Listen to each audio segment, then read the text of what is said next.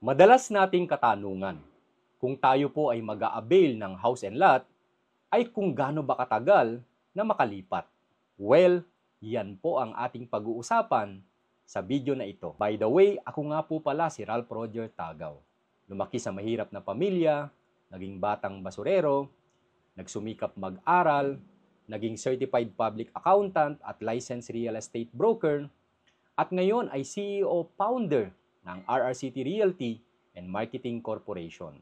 Marami sa ating mga home buyer, sa sobrang excitement sa pag-avail ng property, ay nakakalimutan nating i-clarify sa ating ahente or sa developer mismo ang timeline ng ating turnover ng house bago tayo mag-reserve. Merong mga naka-reserve na ng unit, tapos later on lang nilang malalaman na 3 to 4 years pala ang turnover doon sa na-avail nila. Na akala nila less than 1 to 2 years ay makakalipat na.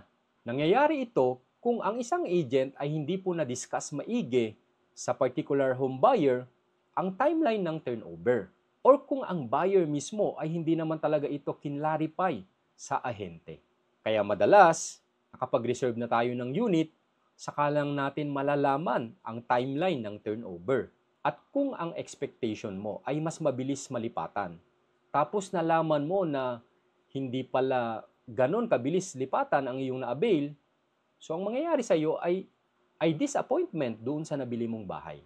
Kaya naman kami po sa RRCT Realty ay ine-ensure po namin na ang mag-a-avail na home buyer ay maipaliwanag po naming maigi ang proseso at timeline ng house turnover. Though, meron din talagang mga home buyer na kahit na-explain mo na ang timeline, ay minsan nakalimutan na rin dahil sa tagal na rin mula nung sila ay nag-reserve ng kanilang unit. Ganun pa man ay palagi pa rin po nating pinapaalala sa ating mga videos, ang timeline ng house turnover depende po sa na-avail po nating housing project. Kaya naman, halos lahat naman po ng ating mga home buyer ay aware doon po sa timeline ng house turnover.